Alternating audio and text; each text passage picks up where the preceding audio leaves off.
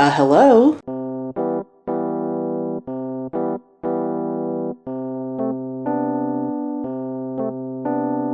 Hello everyone, and welcome back to my channel, Read, Share, Repeat, where we discuss books from the perspective of an aspiring fantasy author.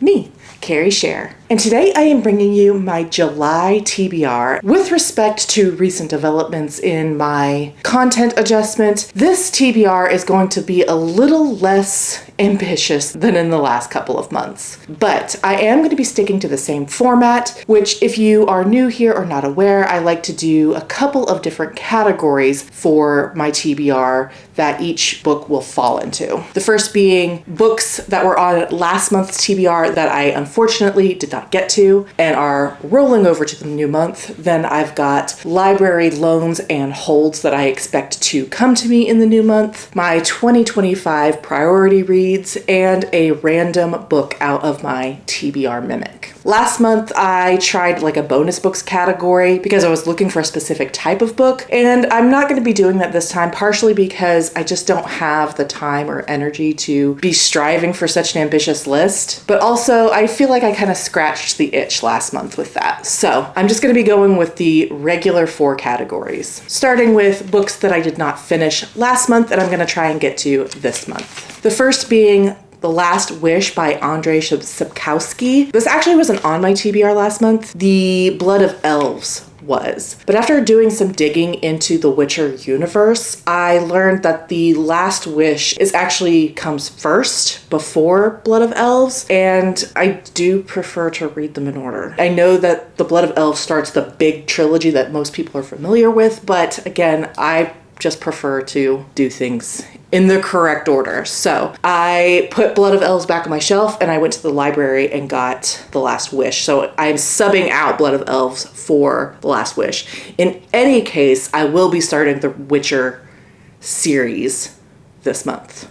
And then the next and final book in this category is The Call of the Bone Ships by R.J. Barker. And yes, technically this was only in my bonus books category for last month, but I am still feeling compelled to read seafaring stories, and I also want to be continuing series as much as possible before the details of the previous entries leach from my brain. And also just a concentrated effort to knock series off my ever-growing list of incomplete series. So I read The Bone Ships back in March. I think I took like all of March to read it, or maybe it was April, but my reread of it yielded a even higher rating than the first time, and I'm excited to get back into this world. I really love the setting and the sort of central conceit around the story here, just the world building in general. And I really love Joran as a main character.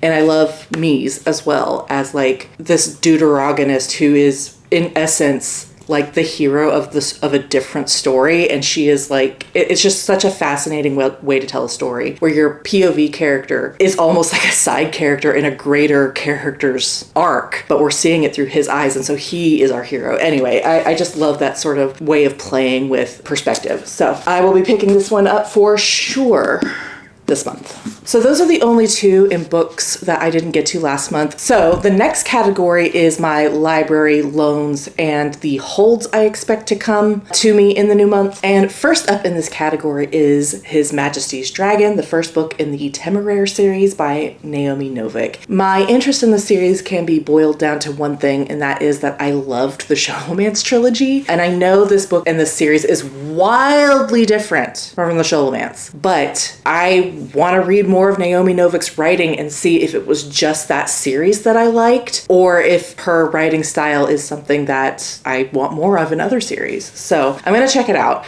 I did pick it up at one point from the library and read like the first chapter, and I was like, oh, it's historical fantasy about like the French Revolution or something. And I was like, oh, okay. And never, like, I returned it and wasn't really interested. Now that I've tasted Naomi Novik's writing, I'm curious. I don't know that I'll like it. I don't know that it'll pan out, but I'm willing to give it a shot. And next up in this category is A Forgery of Fate by Elizabeth Lim. And this is a young adult fantasy romance that survived my romantasy purge earlier this month, specifically because I was recommended another book by this author. I haven't gotten to it yet, but I have heard that it might be up my alley, and the cover's really beautiful, and it is inspired, of course, by What Else? Beauty and the Beast, but I'm intrigued, and I was on the hold list for like 8 weeks, so, and I could see that I was coming up on it, and I was like, well, maybe I'll hold on to it. So I know that I'm like anti-romantasy right now. I'm like in this like phase where I'm just like, I don't even want to think about it, and I'm not really a huge YA fan, so this may be a mistake, but I have hope. I have hope. But like, it's not that I am opposed to the idea of romantasy. It's just that so often I chafe against it, and it has a lot to do with just certain conventions. But I can see certain authors being able to subvert those conventions and make romantasy appealing to me. So I'm hopeful. We'll see. So those are the 2 books that I have already checked out. The first book up on my holds list is Brighter Than Scale, Swifter Than Flame by Neon Yang. And this is described as The Mandalorian meets She Who Became the Sun.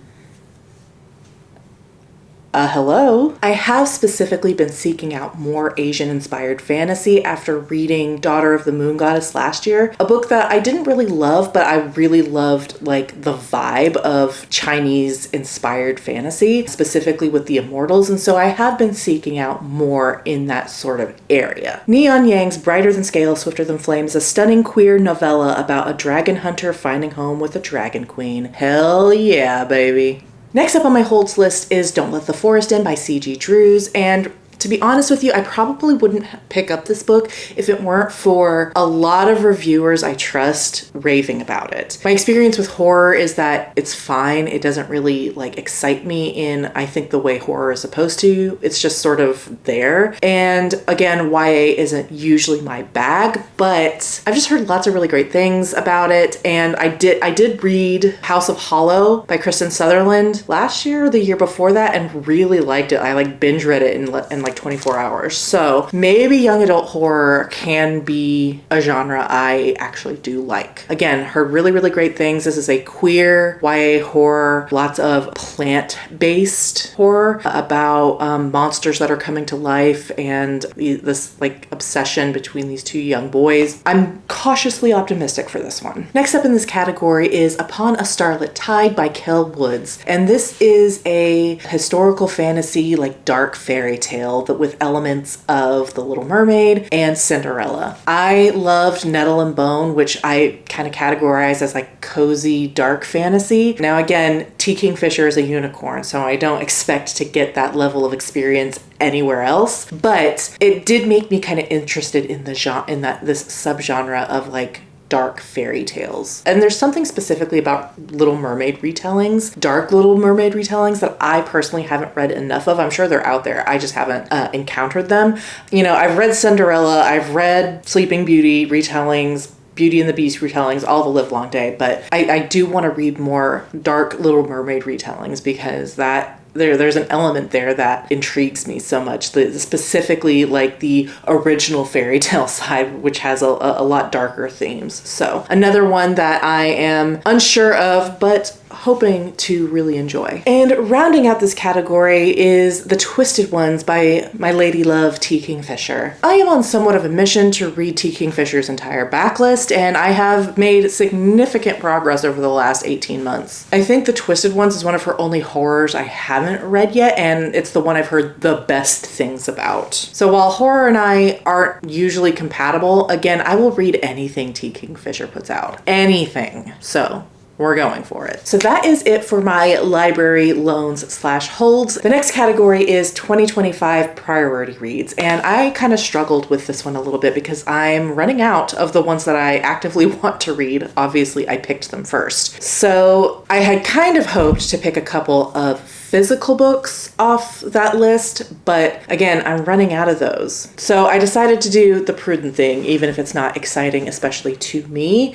And the first one off of that list is The Blade Itself by Joe Abercrombie. I've been trying to read this book for a long time. The TBR Mimic suggested it last year. I tried it I DNF'd it. I tried it again. I DNF'd it. I put it on my 2025 priority reads because I am determined to at least start to see if I will like Joe Abercrombie as a writer. I tried it again on ebook. The previous attempts were on audiobook. I DNF'd it. And then last month, the TBR told me yet again, The Blade Itself. So I'm back on my audiobook. I am slowly, ever so slowly making my way through it. We shall see. It may take me to the end of the year to finish this book, but let it be known it is officially on my TBR.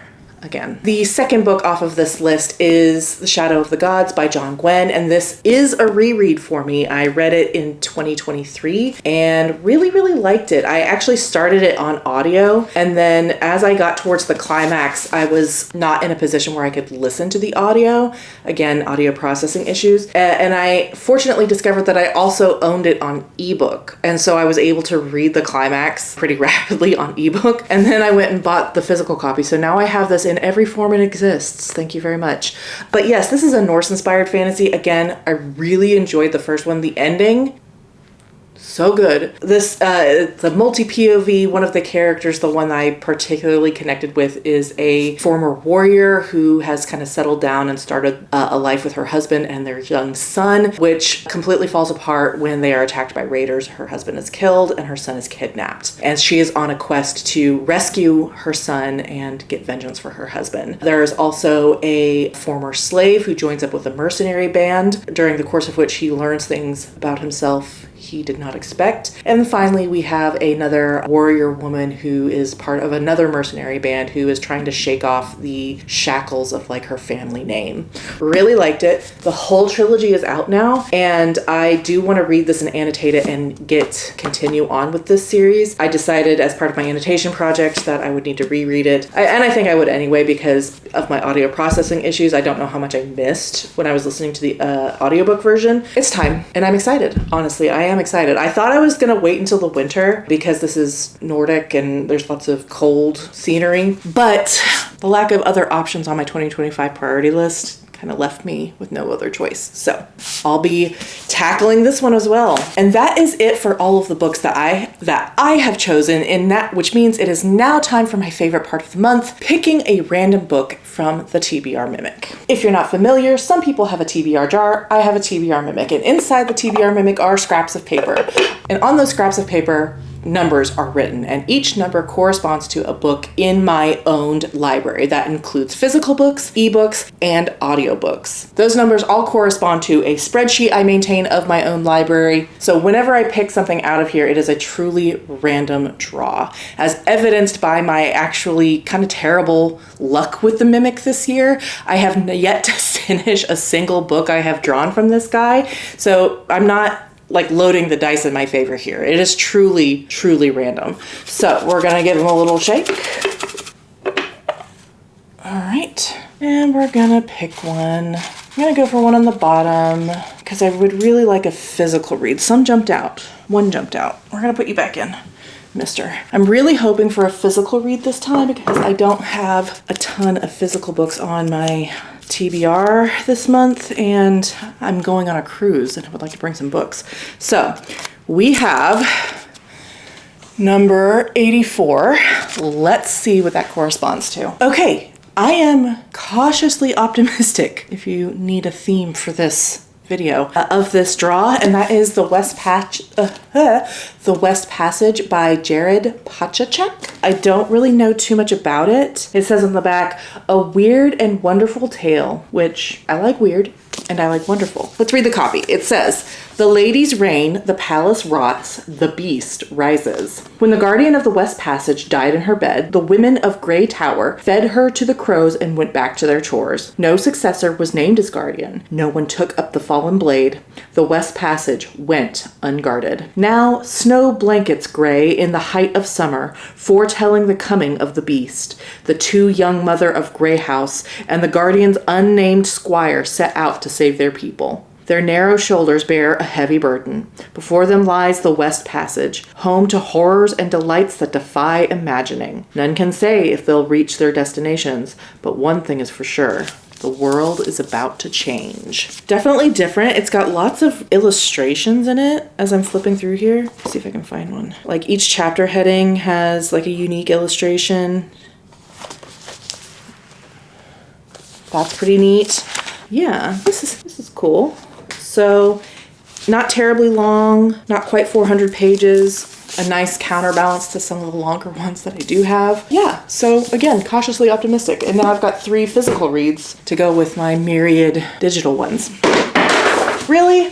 Why? My cat likes to knock books off of shelves when she wants me to pay attention to her, among other bad habits she has. That's it. That's my whole TBR. How many did I end up with? 8, 9, 10, 11. So I still got 11. That's down from 15 of last month. Improvement. And it's might be possible that I can finish all of these. Might be. So with that, thank you so much for watching. I so appreciate it. If you like my content and want to support the channel, please like and subscribe or consider leaving a comment down below. If you made it all the way to the end of this video, let me know which one of these books you've read and which one you think I should read first. In my next video, I will have my standard weekly reading vlog for you. I hope you look forward to it, and I will see you then. Bye!